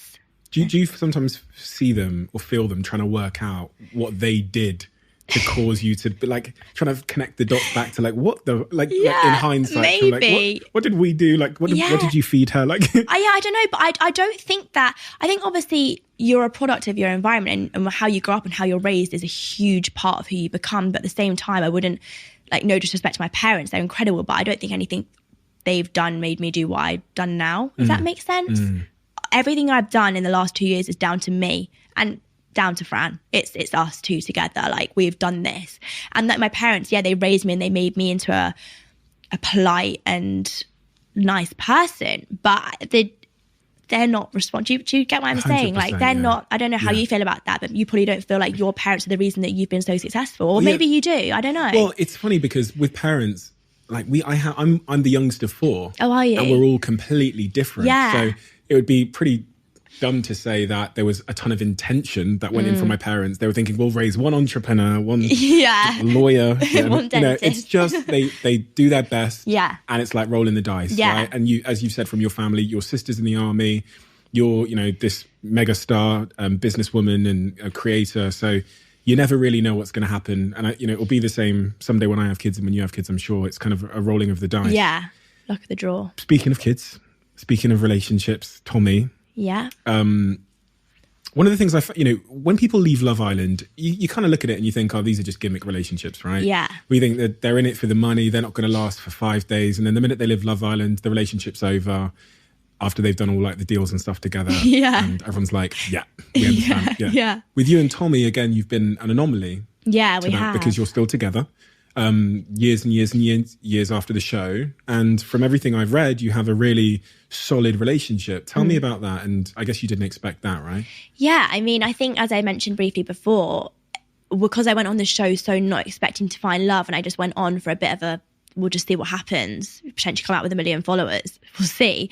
I came out the only person having fallen in love. Me and Tommy were the only couple that year that are still together, and that were really together in the show. Every other couple broke up a couple of weeks after. We were the only people that actually found each other properly, and it's been like nearly 3 years now, and it's just been a whirlwind. And I think what's been so incredible is that both our lives have changed together at the same time, and we've grown together and experienced it all with one another. And I think having him to lean on through all these, ups and definitely lows, he's been there for me, has been so amazing, because it would have been lonely doing it alone. I think after me and Fran have spoken all day, then going back to that apartment alone, when you're living this new world and navigating all these new things, it would have been a bit sad to not experience it with someone.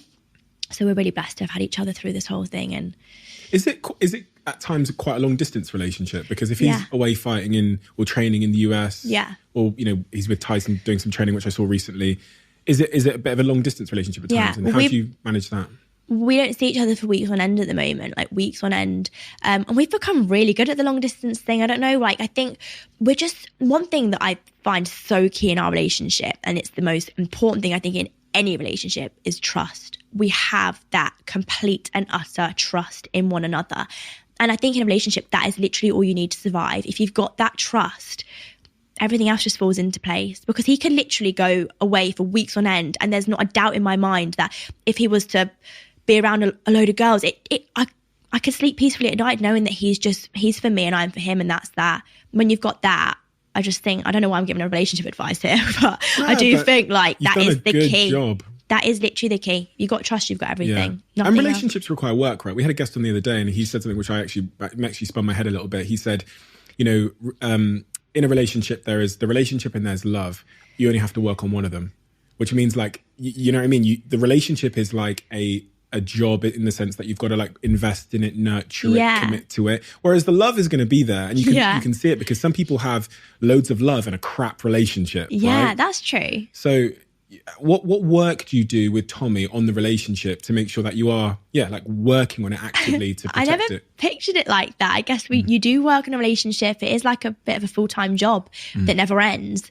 It just comes naturally. I think when you're with the right person, it does just all fall into place. And I don't know, it's weird with him. We know that we're going to be together forever, and we're just so excited for what the future holds for us. All we ever talk about is kids and marriage, and I'm so excited. I'm doing all these amazing things, but I also have that to look forward to. And I don't see our relationship as a job like your other person said. I don't. I just see it as a part of my life, and it's just there. And I'm so blessed that it just works so well. We never have any problems. We're really lucky. Obviously, we're not perfect. I'm not going to sit here and say we don't argue like cat and dog. We definitely do. Right. He drives me crazy. And I do feel like I'm a bit of his manager sometimes. The way Fran is for me, I am for him. It's passed down. Fran does it for me. I do it for him. He just looks after himself. But yeah, I don't know. I feel like we've just got something good going on. It really works. As we look ahead then at your future, you're very ambitious. You're always asking that question, what's next? What's next? What's next? You've made that, that mood board, that planning session with Fran recently, in the previous couple of months as to what the next big goals are. What are they, big goals and ambitions? Well, specifically, I always try and keep things under wraps a little bit, because I've spoken to Fran. She said you can tell me everything. Oh, not sure if that's true. Well, in all aspects of my life, I'm working on different things. Pretty Little Thing and me, as I said, 24/7. It's a constant thing, and we're working on London Fashion Week is next, and that I'm not going to say too much because I do really want to keep it mainly a secret, but it's going to be huge. The biggest thing maybe PLT is maybe ever done. So that's going to be huge. We're working on that. Then obviously I've got Filtered by Molly-Mae, which is my own fake tan business, which is growing rapidly. And when I spoke about in this podcast a lot about learning the business side of things, that's what I'm relating it to as my business. When I go into these meetings with these people, you know, like wholesalers that want to take on the product and sell it on their websites, and it's just interesting to learn, and I'm just looking forward to learning more. Like, I'm as I said, I'm not shy to sit here and say that I've got so much more to learn. I'm not like the likes of Jacqueline Gold and the Patricia Brights that sit here and they've got a few years on me and they've learned all this stuff, and they do come across like these strong, powerful business women, and I aspire to be like that, and I'm heading there. And I'd love to revisit this in a few years when I'm there and can use all those big words like net gross profit or that shite that I don't know how to use. It's really interesting with you because I actually think you've clearly demonstrated the thing that will get you there, which is that humility of like admitting that there's a lot of things you don't know. And I think when it's speaking as someone that was once a very young entrepreneur as well, at 22 years old, I didn't know anything about anything because you're right. No one tells you business stuff and net gross profit margins in that school. Makes me feel better. No, but the most important like key component I think in entrepreneurs is being like, there are so many things I don't know and I'm not going to pretend I don't, because as you said, and one of the things that really actually inspired me when you said it was, listen, if I don't know something, I just ask it. That's for me, the mindset of someone who's going to in the future know a lot of shit. Like, yeah. Do you know what I mean? So yeah. So tell me more about the future then. What else has got going on? You've got your brand, the tan business. You've got loads of stuff happening with your creative director role at PLT. Yeah. Well, obviously, my socials, I'm growing 25,000 a day on average. Wow. It's not stopping. And it's strange to me. Like, when I came out of the show, I never anticipated the growth. It just doesn't stop. Like, and I could even disappear for a few weeks and it doesn't stop. And I don't know why. I think it's just people, they do find me so relatable, and I'm excited to see with like what happens as I grow. Like, where is it going to stop? You know, and every million I hit, I'm like, well, I want the next million now. So now I'm working towards 7 million. Even though when I said I hit 6 million, that would be enough. I was like, 6 million, wow, that would be amazing. And now I'm like, nah, 7 million's next. That will be enough. And then it won't be. Then I'll be working towards 10. Does focus not become a problem when you know now, because of how big your platform is, you could pretty much go after any goal or ambition you have with your manager Fran? Yeah. So how, like, there is a risk of spreading yourself too thin, right? I guess so, but there are still goals that are a little bit like, for everybody there's things that are a little bit out of reach, and I like reaching for those things because it's, working with like really, really high-end fashion brands, we've not tapped into that yet because... Oh, here we go. We don't know yet, but it's just interesting to think about the different types of brands that I can work with. I'm working more on like the high street budget right now. And then, in years to come, who's to say where that's going to, you just don't know. And I think with my following growing so rapidly, where is it going to end up? We just don't know. But that's what's so exciting about it. Like, it's just every day is a new chapter. I know it sounds so cringy, but it is. Every day is so different. Well, yeah, my main goal, it has been my main goal for the last 2 years. I'm just desperate to own a house. I still don't own a house yet, but it's not because I can't or I don't want to. It's because I've not found the right house yet. And I'm so particular and picky with what house I want. It's come close a few times to like, I've got my mortgage in principle and it's been all really exciting, and then it's no. But that's my next goal is getting on the property ladder and maybe building a house. We don't know. There's loads of exciting things with that. And I'm still trying to learn, again, mortgages and all that interesting stuff. It's stamp duty. What the hell is that? And why on earth does that exist? May I ask? Because it's a lot of money. But yeah, there's loads of things that you don't realise. Because I looked at this house and I really, really liked it. And Fran was like, yeah, the stamp duty on that's going to be X 100,000. I was like, what?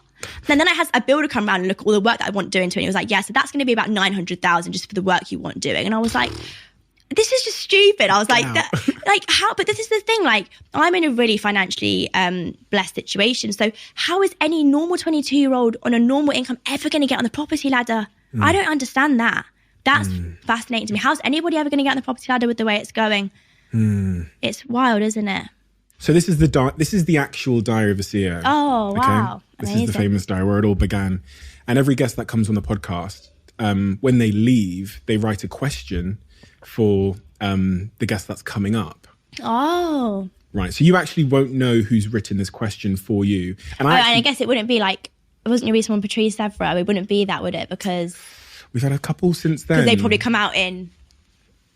Yeah, exactly. Yeah. So we've had, Jimmy Carr came out. We've had some very big guests recently. And you'll also be writing a question in this book for our next guest. Okay. So the question in the Diary of a CEO for you this week from our previous guest was, if you had to give all of your money to one organization tomorrow morning, what organization would it be and why? I mean, there's so many charities, and there's so many things that come to mind. It's almost like I can't even think of one.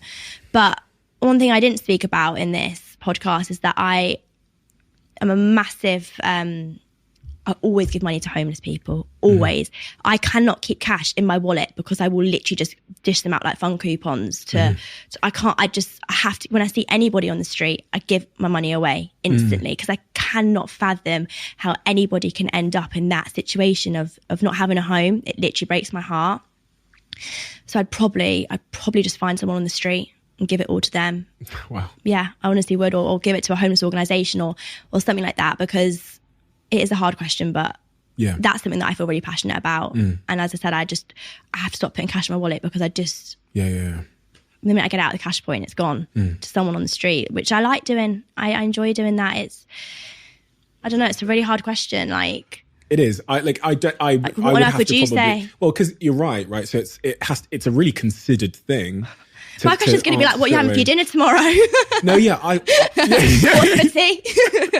No, it's I would probably do the same as what you did there, which is like, what causes, what hurts my heart, and what problem would I like to solve if I was like either vanishing off the earth tomorrow or just having to donate everything. And I would people that don't have stuff. Yeah. So I'd probably sell all my assets and give it to, I don't know, one of these organizations that helps people that don't have stuff, which is pretty much what you said there. So makes a lot of sense. If you could speak to Molly-Mae from Hitchin now, based on everything you've been through and everything you've learned, what kind of things would you tell her about, warn her about, advise her on looking back? That's a good question. I think, without repeating myself with what I've said before in the past, I do wish I could tell her to slow down a little bit with rushing things. And even now, it's something that I'm trying to work on. At 22, I don't want to get to 25 and not have anything to look forward to when I'm 30, because I've done everything already. Have the best car I can drive and have the best house. I want to slow things down, and I want to work on enjoying where I'm at, because it's not healthy to always want more, because you've got to be grateful for where you're at and the things you've achieved. But Fran's a really good person for that, because she grounds me. It's a really superficial example, but I'll use it anyway. I passed my driving test a few months ago, and the only car I wanted was a G-Wagon. I was like, I'm getting a G-Wagon. Fran was like, no, you're not. I was like, why not? She was like, yeah, you can get a G-Wagon, but what have you got to look forward to when you hit 25? She was like, get something a little bit, underneath that, and then you can look forward to it when it comes. And I was like, no. But then I thought, actually, you're right. I don't need to just always go for the biggest thing. Work towards these things, have things to look forward to, because I'm only 22. I'm so young, and I've got so much to work on and look forward to, and I don't want to rush things. And I would tell my younger self, slow down on the filler, slow down on moving to Manchester maybe when you couldn't afford it, slow down on worrying about trying to get Instagram followers. And it's just, everything will come, in it when it's meant to.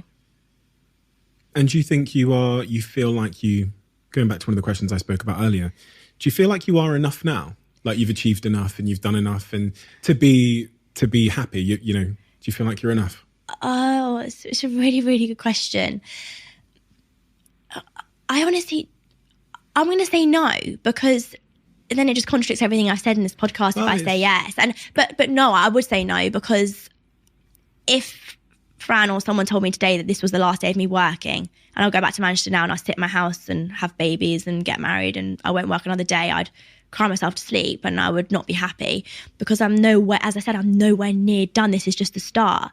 So no, I am enough. I am enough, but the work I've done isn't enough yet. I've got so much more to do. Will it ever be? I don't know. Maybe not. Maybe if we ever revisit this and I've got more followers and more money and a better house or whatever, I'll still be saying it's not enough. I probably will be. But maybe I need that. Maybe that's the recipe to making me the way I am and making me different to the other Love Islanders and the other influencers. Maybe it is because I'm hungry and I always want more. So maybe I don't need to get rid of that. Maybe I'll just stick with that mindset because it works, clearly. I completely agree. And it's been incredibly inspiring and insightful talking to you because, you know, I still can't believe you're 22 years old because, you know, at 22 years old, I wasn't in the rooms that you're in now, and I wasn't engaged in the conversations. I hadn't built businesses, and you know the role at PLT as creative director. I know how demanding that will be, and how particular and cautious Umar would have been in picking you. He wouldn't have done it as a token thing. No. And I've actually spoken to the team at PLT. I actually worked with them for about 7 years. Yeah. Through my business, and they say that you are heavily involved during the office, and you are helping to build and shape what that brand is. Yeah.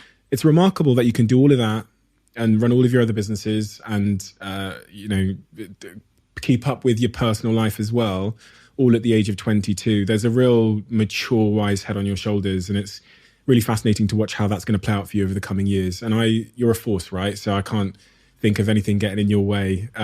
Thank you so much. No, thank you for your honesty. You're doing a real service to the world and being yourself.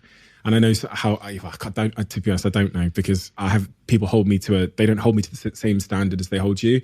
But you're doing a real service, I think, to a younger generation by being a relatable role model, one that is incredibly real, honest, open, and an all-round nice person. Thank you. Thanks for having this conversation with me today, because I've watched your career and your rise with total fascination, and I would bet on you for the future. So you're a formidable businesswoman in person. Thank you so much. Thank you for having me. Thanks for coming. Very grateful to be on the podcast.